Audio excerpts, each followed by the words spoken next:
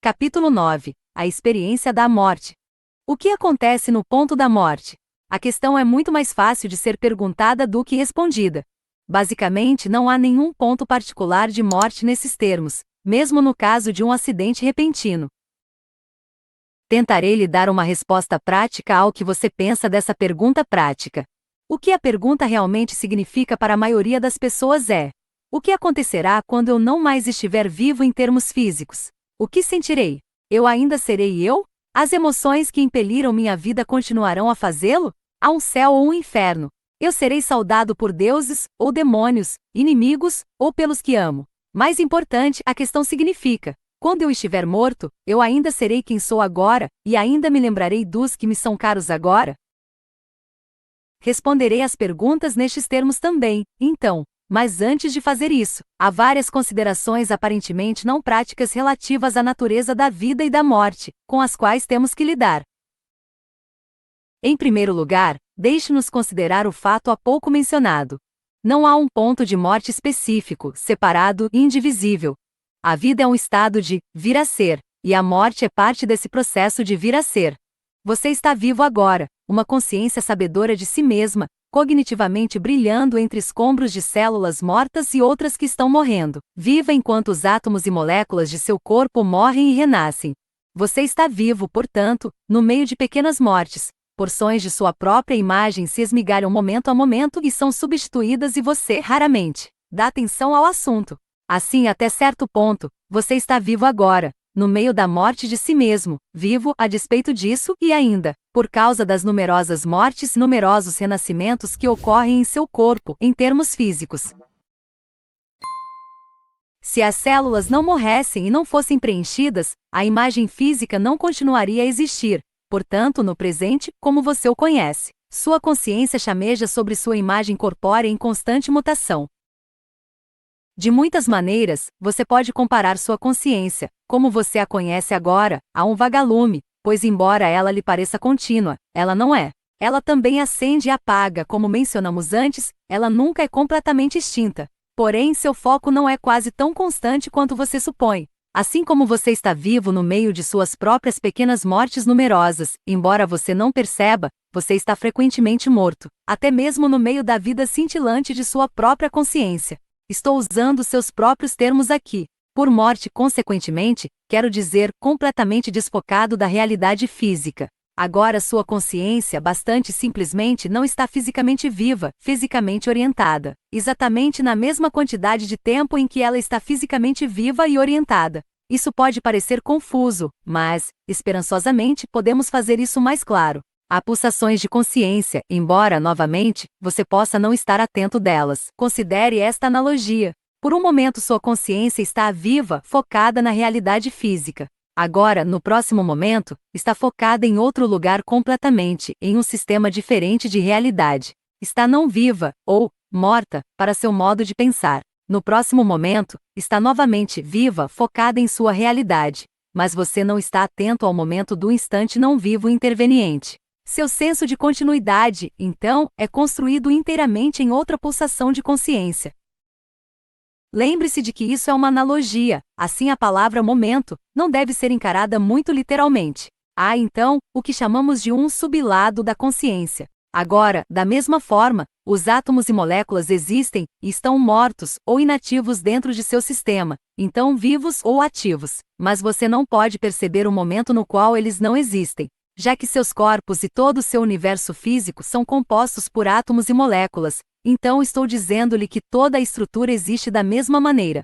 Em outras palavras, ela chameja desligando-se e ligando-se, e em certo ritmo, como por assim dizer, o ritmo da respiração. Há ritmos globais, dentro deles, uma infinidade de variações individuais, quase como o metabolismo cósmico. Nesses termos, o que você chama de morte é simplesmente a inserção de uma duração mais longa daquela pulsação, da qual você não está ciente. Uma longa pausa naquela outra dimensão, por assim dizer. A morte, digamos, do tecido físico, é meramente uma parte do processo da vida como você a conhece em seu sistema, uma parte do processo do vir a ser. E a partir desses tecidos, como você conhece, nova vida florescerá. A consciência humana, não é dependente dos tecidos, e ainda não há assunto físico que não seja trazido para o ser por alguma parte da consciência. Por exemplo, quando sua consciência individual deixa o corpo dessa forma que explicarei brevemente, então a simples consciência dos átomos e moléculas permanece e não é aniquilada. Em sua presente situação, você considera arbitrariamente ser dependente de uma determinada imagem física, você se identifica com seu corpo. Como mencionado anteriormente, tudo durante toda a sua vida, porções daquele corpo, morrem, e o corpo que você tem agora não contém uma partícula da matéria física que teve, digamos 10 anos atrás. Seu corpo é completamente diferente agora, então, do que era há 10 anos atrás. O corpo que você tinha há 10 anos atrás, meus caros leitores, está morto. Ainda, obviamente, você não sente que está morto, e você é bastante capaz de ler esse livro com os olhos que são compostos completamente de nova matéria. As pupilas idênticas que você tem agora, não existiam 10 anos atrás e ainda, parece que não houve um grande intervalo em sua visão. Este processo, como você vê, continua tão suavemente que você não está atento a ele. As pulsações mencionadas anteriormente são tão curtas em duração que sua consciência salta sobre elas alegremente, e ainda assim, sua percepção física parece não poder atravessar o intervalo quando o ritmo mais longo da pulsação ocorre. E assim, esse é o tempo que você percebe como morte. O que você quer saber, no entanto, é o que acontece quando sua consciência está dirigida para além da realidade física e quando, momentaneamente, ela parece não ter imagem para usar. Falando de forma bastante prática, não há uma resposta, pois cada um de vocês é um indivíduo. Falando de forma generalizada, é claro, há uma resposta que servirá para cobrir as partes principais dessa experiência, mas os tipos de mortes têm muito a ver com a experiência que a consciência sofre. Está envolvido também o desenvolvimento da própria consciência e seu método característico global de controlar a experiência. As ideias que você tem envolvendo a natureza da realidade colorirão fortemente suas experiências, pois você as interpretará à luz de suas crenças. Como agora você interpreta a vida diária de acordo com suas ideias sobre o que é possível ou não.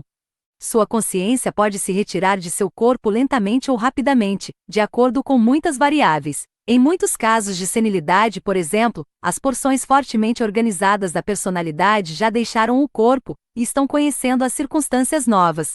O medo da morte em si pode causar tal pânico psicológico que, no sentido da autopreservação e defesa, você diminui sua consciência, de forma que fique em um estado de coma, e pode levar algum tempo para se recuperar. Uma crença nos fogos do inferno pode fazer com que você fique alucinado em termos infernais.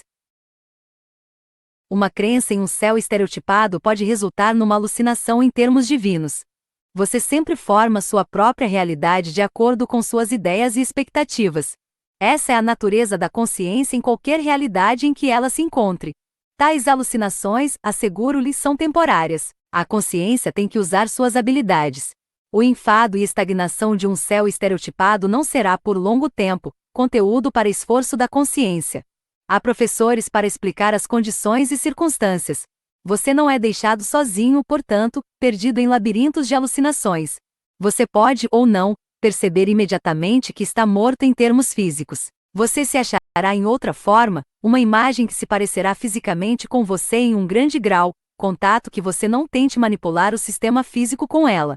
Então, as diferenças entre ela e o corpo físico se tornarão óbvias. Se você acredita firmemente que sua consciência é um produto de seu corpo físico, então você pode tentar agarrá-la. Porém, há uma ordem de personalidades, uma guarda honorária, por assim dizer, que já está pronta para emprestar ajuda e ajudar. Agora, esta guarda honorária é composta por pessoas, em seus termos, viventes e mortas. Aqueles que estão vivendo em seu sistema de realidade, executam essas atividades em uma experiência fora do corpo, enquanto o corpo físico dorme. Elas estão familiarizadas com a projeção da consciência, com as sensações envolvidas, e elas ajudam orientando aqueles que não estarão retornando ao corpo físico. Estas pessoas são particularmente úteis, porque elas ainda estão envolvidas com a realidade física, e têm um entendimento mais imediato dos sentimentos e emoções envolvidos a seu fim. Tais pessoas podem ou não ter uma memória de delas, atividades noturnas. Experiências com projeção de consciência e conhecimento da mobilidade da consciência são, portanto, muito úteis como preparações para a morte. Você pode experienciar o ambiente pós-morte, por assim dizer, antecipadamente, e aprender as condições que serão encontradas. Isto não pede, incidentemente, necessariamente qualquer tipo de empenho sombrio, nem os ambientes pós-morte são sombrios. Ao contrário, eles são geralmente muito mais intensos e alegres do que a realidade que você conhece agora. Você estará aprendendo a operar em um ambiente novo, no qual leis diferentes se aplicam, e as leis são bem menos limitantes do que as físicas com as quais você opera agora. Em outras palavras, você tem que aprender a entender e usar novas liberdades. Porém, mesmo estas experiências variarão, e até mesmo este estado é um estado de vir a ser, pois muitos continuarão em outras vidas físicas. Alguns existirão e desenvolverão deles, habilidades em sistemas de realidades diferentes juntas e assim por um tempo, continuarão nesse estado intermediário. Para esses de vocês que são preguiçosos, não posso oferecer nenhuma esperança. A morte não lhes trará um lugar de descanso eterno. Você pode descansar, se este é seu desejo, durante algum tempo. Não apenas você tem que usar suas habilidades após a morte, mas você tem que encarar aqueles a quem você não encarava durante sua existência prévia. Aqueles de vocês que tinham fé na vida após a morte, será muito mais fácil se acostumar às novas condições. Aqueles de vocês que não têm tal fé podem ganhá-la de uma forma diferente, através dos exercícios que lhes darei mais à frente nesse livro, pois eles o capacitarão a estender suas percepções a essas outras camadas de realidade, se você for persistente, tiver expectativa e for determinado. Agora a consciência como você a conhece, é usada para esses breves intervalos de não existência física mencionados anteriormente. Intervalos longos a desorientam em graus variáveis, mas estes não são incomuns. Quando o corpo físico dorme, a consciência frequentemente deixa o sistema físico por períodos bastante longos, em seus termos. Mas como a consciência não está normalmente no estado desperto, fisicamente, não está ciente desses intervalos, está relativamente desinteressada. Se a consciência desocupasse o corpo pela mesma quantidade de tempo de um estado normal, e fisicamente desperto, ela se consideraria morta, pois ela não poderia racionalizar o intervalo da dimensão e da experiência. Então, no estado de sono, cada um de vocês sofreriam, até certo ponto, o mesmo tipo de ausência de consciência da realidade física que você sofre durante a morte. Nestes casos, você volta ao corpo, mas ignorou o limiar destas outras existências muitas vezes. Assim não será tão desconhecido para você como você pode supor agora. Experimentos de sonhos lembrados e outras disciplinas mentais a serem mencionadas mais tarde farão esses pontos mais claros para todos vocês que embarcam nos exercícios propostos. Agora, você pode ou não ser saudado por amigos ou parentes imediatamente após a morte. Essa é uma questão pessoal, como sempre. Além do mais, você pode estar muito mais interessado nas pessoas que você conheceu em vidas passadas do que naquelas próximas a você na vida presente, por exemplo. Seu sentimento verdadeiro em relação aos parentes que também estão mortos será conhecido para você e para eles. Não há hipocrisia. Você não finge amar um pai que fez pouco para ganhar seu respeito ou amor. A telepatia opera sem distorção nesse período de pós-morte. Assim você tem que lidar com as relações verdadeiras que existem entre você e todos os parentes e amigos que esperam você. Você pode achar que alguém que você meramente considerou um inimigo, na verdade, merecia seu amor e respeito, por exemplo, e você o tratará então adequadamente. Seus próprios motivos serão cristalinamente claros. Você reagirá a esta clareza, porém, de seu próprio modo. Você não será automaticamente sábio se não era assim antes, mas nem haverá ali uma forma de esconder-se de seus próprios sentimentos, emoções ou motivos. Se você aceita, ou não, motivos inferiores em si mesmo ou aprende com eles, ainda é com você. Porém, as oportunidades para o crescimento e desenvolvimento são muito ricas e os métodos de aprendizado à sua disposição são muito efetivos. Você examina o tecido da existência que você deixou e aprende a entender como suas experiências foram o resultado de seus próprios pensamentos e emoções quanto eles afetaram os outros. Até esse exame esteja terminado, você não está ainda ciente das grandes porções de sua própria identidade. Quando você percebe a significação e significado da vida que você acabou de deixar, então você está pronto para o conhecimento consciente de suas outras existências. Você se dá conta então de uma consciência expandida. O que você é começa a incluir o que você tem sido em outras vidas e você começa a fazer planos para sua próxima existência física, se você se decidir por uma. Você pode, ao invés disto, entrar em outro nível de realidade, e então, retornar à existência física se escolher assim. Sua consciência como você a pensa pode, é claro, deixar seu corpo completamente antes da morte física. Como mencionado antes, não há um ponto preciso de morte. Estou falando como se tivesse em função de sua conveniência. Sua consciência deixa o organismo físico de vários modos, de acordo com as condições. Em alguns casos, o próprio organismo ainda é capaz de funcionar num certo nível, embora sem liderança ou organização que previamente existiram. A simples consciência de átomos, células e órgãos continuam existindo, depois que a consciência principal partiu por algum tempo. Pode haver ou não desorientação de sua parte, de acordo com suas crenças e desenvolvimento. Agora, não quero necessariamente dizer desenvolvimento intelectual. O intelecto deveria ir de mãos dadas com as emoções e intuições, mas se ele se debate contra estes muito fortemente, as dificuldades podem surgir quando a consciência recém-liberta se agarra às suas ideias sobre realidade pós-morte ao invés de enfrentar a realidade particular na qual se encontra. Em outras palavras, ela pode negar o sentimento, e até mesmo tentar discutir sua presente independência do corpo. Novamente, como mencionado antes, o indivíduo pode estar tão certo de que a morte é o fim de tudo que pode provocar o esquecimento, embora temporário. Em muitos casos, imediatamente ao deixar o corpo, há, é claro, surpresa e um reconhecimento da situação. O próprio corpo pode ser visto, por exemplo, e muitos funerais têm um convidado de honra entre a companhia, e ninguém contempla a face do cadáver com tanta curiosidade e maravilha. Neste momento, muitas variações de comportamento emergem, cada um como resultado do histórico individual, do conhecimento e do hábito. Os ambientes nos quais a morte os encontram variarão frequentemente. Alucinações vívidas podem formar experiências bastante reais como qualquer outra da vida mortal. Agora, eu lhe disse que os pensamentos e emoções formam a realidade física e formam a experiência pós-morte. Isso não significa que as experiências não são válidas ou que a vida física não é válida. Certas imagens foram usadas para simbolizar tal transição de uma existência para outra, e muitas dessas são extremamente valiosas, pois proporcionam uma estrutura de referências compreensível. O cruzar do rio Estige é uma. Os que estão morrendo esperam que certos procedimentos ocorram mais ou menos numa ordem conhecida. Os mapas foram previamente conhecidos. Na morte, a consciência alucinou em relação ao rio vividamente. Parentes e amigos que já estavam mortos entraram no ritual, que era uma cerimônia profunda também por parte deles. O rio era tão real quanto qualquer um que você conhece, como um traiçoeiro a um viajante solitário com seu próprio conhecimento. Guias estavam sempre no rio para ajudar tais viajantes na travessia. Isso não é para dizer que tal rio é uma ilusão. O símbolo é real, você vê. O caminho foi planejado. Agora, aquele mapa particular não é mais usado. Os vivos não sabem como lê-lo. O cristianismo acreditou num céu e num inferno, num purgatório, e os consideram, assim, na morte para esses que acreditam nestes símbolos. Outra cerimônia é ordenada, e os guias assumem os disfarces dessas amadas figuras de santos cristãos e heróis. Então, com isto como uma estrutura, e em termos que eles podem entender, contam a verdadeira situação para tais indivíduos. Movimentos de massas religiosas têm, por séculos, atendido aquele propósito, em dar ao homem algum plano a ser seguido.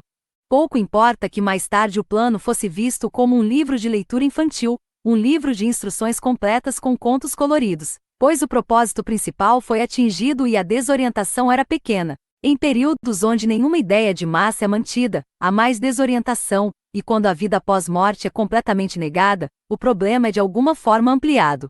Muitos, é claro, ficam muitíssimo felizes por se encontrarem ainda concisos. Outros têm que aprender tudo novamente sobre certas leis de comportamento, pois eles não percebem o potencial. Neste momento, muitas variações de comportamento emergem, cada um como resultado do histórico individual, do conhecimento e do hábito. Os ambientes nos quais a morte os encontram variarão frequentemente. Alucinações vívidas podem formar experiências bastante reais como qualquer outra da vida mortal. Agora, eu lhe disse que os pensamentos e emoções formam a realidade física, e formam a experiência pós-morte. Isso não significa que as experiências não são válidas ou que a vida física não é válida. Certas imagens foram usadas para simbolizar tal transição de uma existência para outra, e muitas dessas são extremamente valiosas, pois proporcionam uma estrutura de referências compreensível. O cruzar do rio Estige é uma. Os que estão morrendo esperam que certos procedimentos ocorram mais ou menos numa ordem conhecida. Os mapas foram previamente conhecidos. Na morte, a consciência alucinou em relação ao rio vividamente. Parentes e amigos que já estavam mortos entraram no ritual, que era uma cerimônia profunda também por parte deles. O rio era tão real quanto qualquer um que você conhece, como um traiçoeiro a um viajante solitário com seu próprio conhecimento. Guias estavam sempre no rio para ajudar tais viajantes na travessia. Isso não é para dizer que tal rio é uma ilusão. O símbolo é real, você vê. O caminho foi planejado. Agora, aquele mapa particular não é mais usado. Os vivos não sabem como lê-lo. O cristianismo acreditou num céu e num inferno, num purgatório, e os consideram, assim, na morte para esses que acreditam nestes símbolos. Outra cerimônia é ordenada, e os guias assumem os disfarces dessas amadas figuras de santos cristãos e heróis. Então, com isso como uma estrutura, e em termos que eles podem entender, contam a verdadeira situação para tais indivíduos. Movimentos de massas religiosas têm, por séculos, atendido aquele propósito, em dar ao homem algum plano a ser seguido. Pouco importa que mais tarde o plano fosse visto como um livro de leitura infantil, um livro de instruções completas com contos coloridos, pois o propósito principal foi atingido e a desorientação era pequena. Em períodos onde nenhuma ideia de massa é mantida, há mais desorientação, e quando a vida pós-morte é completamente negada, o problema é de alguma forma ampliado. Muitos, é claro, ficam muitíssimo felizes por se encontrarem ainda concisos. Outros têm que aprender tudo novamente sobre certas leis de comportamento, pois eles não percebem o potencial criativo de seus pensamentos ou emoções. Tal indivíduo pode se achar em 10 ambientes diferentes dentro da luz bruxuleante de um cílio, por exemplo, sem ideia da razão atrás da situação. Ele não verá nenhuma continuidade, e sente que se arremessou sem ritmo ou razão, de uma experiência para outra, nunca percebendo que seus próprios pensamentos estão impelindo-o muito literalmente. Estou falando agora dos eventos imediatos que se seguem à morte, pois há outros estágios. Os guias de ajuda irão se tornar uma parte de sua alucinação, de forma a ajudá-lo a sair dali, mas eles precisam primeiro ganhar sua confiança. Uma vez, em seus termos, eu mesmo agi como tal guia. Como em estado de sono, Hubert agora segue a mesma via. A situação é bastante enganadora, do ponto de vista do guia, pois psicologicamente, a máxima descrição deve ser usada. O Moisés de um homem, como eu descobri, pode não ser o Moisés de outro homem. Eu servi como um Moisés bastante respeitável em várias ocasiões, e uma vez, embora isso seja difícil de acreditar para um árabe, o árabe era um sujeito muito interessante, a propósito. E para ilustrar algumas das dificuldades envolvidas, eu lhe falarei sobre ele. Ele odiava os judeus, mas, de alguma maneira, ele era obcecado pela ideia de que Moisés era mais poderoso que Alá, e durante anos este foi o pecado secreto na consciência dele. Ele gastou algum tempo em Constantinopla na época das Cruzadas. Ele foi capturado e terminou com um grupo de turcos, para serem todos executados pelos cristãos, neste caso, muito horrivelmente. Para começar, eles o forçaram a abrir a boca, e a encheram com carvão quente. Ele clamou por Alá, e então, em grande desespero, a Moisés, e quando sua consciência deixou seu corpo, Moisés estava ali. Ele acreditou em Moisés mais que acreditou em Alá, e eu não sabia, até o último momento, que forma eu deveria assumir. Ele era um sujeito muito agradável, e dadas as circunstâncias, não notei quando ele parecia esperar uma batalha por sua alma. Moisés e Alá deviam lutar por ele.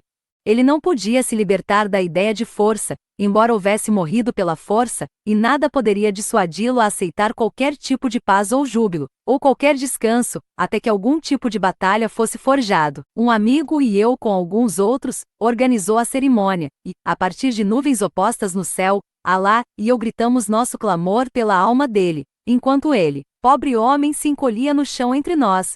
Agora, enquanto eu conto essa história de forma bem-humorada, você tem que entender que a crença do homem provocou isto e trabalhamos assim para libertá-lo. Clamei a Jeová, mas sem proveito, porque nosso árabe não sabia de Jeová, só de Moisés, e era em Moisés que ele pôs sua fé.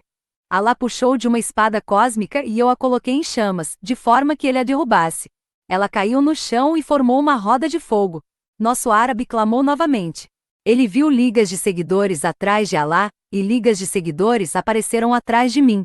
Nosso amigo estava convencido que um de nós três precisava ser destruído, e temia poderosamente que ele pudesse ser a vítima. Finalmente, as nuvens adversárias, nas quais nós aparecemos, se aproximaram mais. Em minha mão eu segurava uma tábua que dizia: Tu não matarás. Alá segurava uma espada. Conforme nos aproximávamos, trocamos esses itens e nossos seguidos se fundiram. Ficamos juntos, formando a imagem de um sol e dissemos: Nós somos um.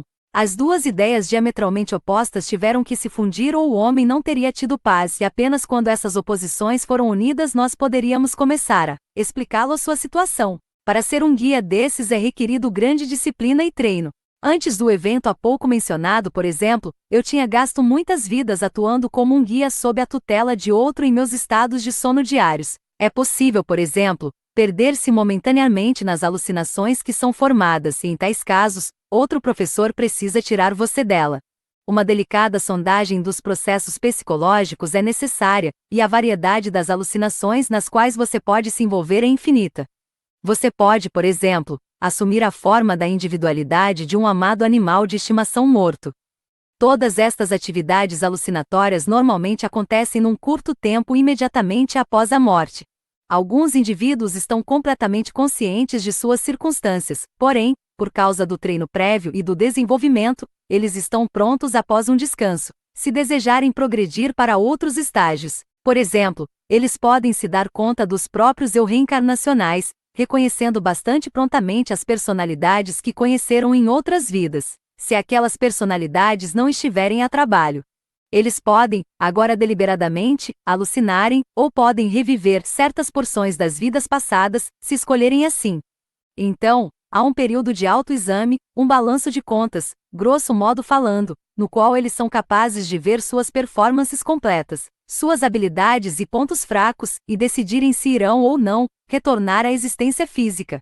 Qualquer indivíduo pode experienciar qualquer um desses estágios, exceto pelo autoexame, muitos podem ser evitados completamente.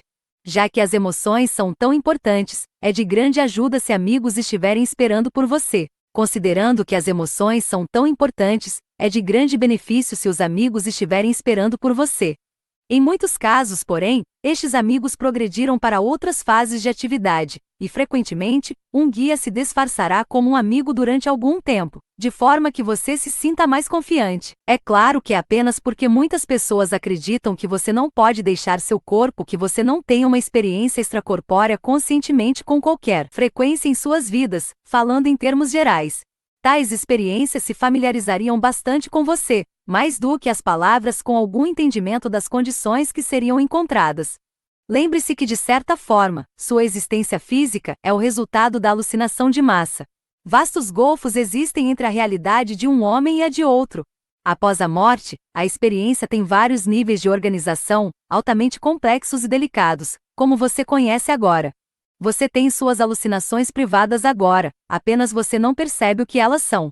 Tais alucinações, como tenho falado, encontros simbólicos intensos, também podem ocorrer nos estados de sono, quando a personalidade está num tempo de grande mudança, ou quando ideias opostas precisam ser unificadas, ou se alguém tem que dar caminho a outro. Estes são eventos psicológicos e psíquicos significantes, altamente carregados, aconteçam antes ou depois da morte. Acontecendo no estado de sonho, elas podem mudar o curso de uma civilização. Depois da morte, o indivíduo pode visualizar a vida dele como um animal com o qual ele tem que se afinizar, e tal batalha ou encontro tem consequências de longo alcance, pois o homem precisa se harmonizar com todas as porções de si mesmo. Nesse caso, se a alucinação termina com ele montando o animal, fazendo amizade com ele, domesticando-o ou sendo morto por ele, cada alternativa é pesada cuidadosamente, e os resultados terão muito a ver com o futuro desenvolvimento dele. Esta simbolização de vida pode ser adotada por aqueles que deram pouca atenção ao autoexame durante suas vidas. É uma parte do processo de autoexame, portanto, no qual o indivíduo forma sua vida em uma imagem e, então, lida com ela. Tal método não é usado por todos. Às vezes, uma série de tais episódios é necessária. Um dos alunos de Hubert desejava saber se havia ou não qualquer tipo de organização nas experiências imediatamente pós-morte. Considerando que esta é uma pergunta que está em muitas mentes, trabalharei com isso aqui. Em primeiro lugar, deveria ser óbvio, do que eu disse, que há nenhuma realidade pós-morte, mas que cada experiência é diferente. Falando em termos gerais, porém, há dimensões nas quais estas experiências individuais malograrão. Por exemplo, há uma fase inicial para esses que ainda são fortemente focados na realidade física, e para os que precisam de um período de recuperação e descanso. Nesse nível, haverá hospitais e casas de repouso. Os pacientes não percebem que há algo errado com eles. Em alguns casos, a ideia da doença é tão forte que eles construíram seus anos terrenos ao redor deste centro psicológico. Eles projetam condições doentes no novo corpo como fizeram no velho. Eles são tratados com vários tipos de tratamentos de natureza psíquica e lhes dizem que a condição daquele corpo é resultado da natureza de suas próprias crenças. Agora, muitos indivíduos não precisam passar por este período particular. Acontece sem precisar dizer-lhes que aqueles hospitais e centros de treinamentos não são físicos, em seus termos. Eles são, de fato, frequentemente mantidos, em massa, pelos guias que cuidam dos planos necessários. Agora, você pode chamar isso de alucinação em massa, se você quiser. O fato é que para estes que encontram essa realidade, os eventos são bastante reais. Há também centros de treinamento. Nestes, a natureza da realidade é explicada de acordo com a habilidade de entendimento e percepção do indivíduo. As parábolas familiares, para alguns, ainda serão usadas, ao menos inicialmente, e então esses indivíduos irão gradualmente se desapegando delas. Nesses centros há certas classes nas quais a instrução é dada para o benefício daqueles que escolhem retornar ao ambiente físico. Em outras palavras, lhes são ensinados os métodos que lhes permitem traduzir a emoção e pensamento em realidade física. Não há nenhum atraso de tempo, já que precisa estar no sistema tridimensional, entre a iniciação de tais pensamentos e suas materializações. Tudo isso acontece mais ou menos a um nível, embora você tenha que entender que estou simplificando os acontecimentos até certo ponto. Por exemplo, alguns indivíduos não se submetem a tais períodos, mas, por causa do desenvolvimento e progresso durante suas vidas passadas, eles já estão prontos para começar programas mais ambiciosos. Agora falei anteriormente sobre tal desenvolvimento. Alguns de meus leitores, não estando, talvez, atentos de qualquer habilidade psíquica própria, poderiam pensar, então, que estão por muito tempo, num período demorado de treino pós-morte. Deixe-me apressar para lhe dizer que tais habilidades não são necessariamente conscientes, que muito disso acontece durante o estado de sono, quando você simplesmente não está ciente. Você pode, após a morte, recusar totalmente a acreditar que está morto e continuar a focar sua energia emocional em direção àqueles que você conheceu em vida. Se você foi obcecado por um projeto particular, por exemplo, você pode tentar completá-lo. Sempre há guias para lhe ajudar a entender sua situação, mas você pode estar tão absorto que não presta nenhuma atenção a eles. Cobrirei o assunto dos fantasmas separadamente certamente nesse capítulo. É o bastante dizer que grandes campos de foco emocional, em direção à realidade física, podem impedir você de se desenvolver. Quando a consciência deixa o corpo e fica fora por algum tempo, então a conexão é claro, interrompida. Nos estados extracorpóreos a conexão ainda se mantém. Agora, é possível para um indivíduo que tenha morrido interpretar completamente mal a experiência e tentar entrar no cadáver. Isso pode acontecer quando a personalidade identifica-se quase que exclusivamente com a imagem física. Não é comum, mas, não obstante, sob várias circunstâncias, tais indivíduos tentarão reativar o mecanismo físico, tornando-se mais apavorada quando descobrem a condição do corpo. Alguns, por exemplo, lamentam sobre o cadáver muito tempo após a partida dos que os prantearam, não percebendo que eles mesmos estão completamente inteiros, onde, por exemplo, o corpo pode ter estado doente ou os órgãos longe de serem reparados. Eles são como um cachorro que se preocupa com um osso. Os que não identificaram completamente a própria consciência com o corpo, acham muito fácil deixá-lo. Os que odiaram o corpo sentem, por incrível que pareça, que imediatamente após a morte são puxados para ele. Todas estas circunstâncias, então, podem ou não acontecer de acordo com o indivíduo envolvido. Porém, após deixar o corpo físico, você imediatamente se encontrará em outro. Ele é do mesmo tipo em forma, no qual você viaja nas projeções extracorpóreas e novamente. Deixe-me lembrar a meus leitores que cada um deles deixa o corpo por algum tempo durante o sono de cada noite. Esta forma parecerá física. No entanto, ela não será vista por aqueles que ainda estão no corpo físico, falando em termos gerais. Ela pode fazer qualquer coisa que você faz agora em seus sonhos. Portanto, ela voa, atravessa objetos sólidos e se move diretamente por sua vontade, levando-lhe, digamos, de um local a outro conforme você pensa nestes locais. Se você imagina o que a tia Sally está fazendo, digamos, em Poughkeepsie, New York, então você se encontrará ali. No entanto, você não pode, como regra, manipular objetos físicos. Você não pode pegar uma lâmpada ou lançar um prato. Esse corpo é seu instantaneamente, mas não é a única forma que você terá. Por isso, essa imagem não é uma nova. Ela é uma intersinuosidade com seu corpo físico agora, mas você não percebe isso. Seguindo a morte, ela será o único corpo do qual você estará ciente por algum tempo. Muito posteriormente, e em muitos níveis, você finalmente aprenderá a assumir muitas formas, conforme você escolher, conscientemente. De certa forma você faz isso agora, você sabe, traduzindo sua experiência psicológica, seus pensamentos e emoções, bastante literalmente, mas inconscientemente, em objetos físicos. Você pode achar que quando se imagina como uma criança depois da morte, que de repente você tem a forma da criança que você foi. Por certo período de tempo, portanto, você pode manipular essa forma. Então ela assume qualquer aparência que ela tinha quando estava conectada com sua forma física, na vida física imediatamente anterior. Você pode morrer aos 80 anos, após a morte, pensar na mocidade e vitalidade que tinha aos 20 e então, ver que sua forma muda para corresponder a essa imagem interior. A maioria dos indivíduos, após a morte, escolhe uma imagem mais madura, que normalmente corresponde ao ápice das habilidades físicas em relação à idade quando o ápice físico foi alcançado. Outros escolhem, ao invés disso, assumir a forma que tinham em um ponto particular, quando o maior ápice mental e emocional foi atingido em relação à beleza, ou à idade que caracterizava a forma.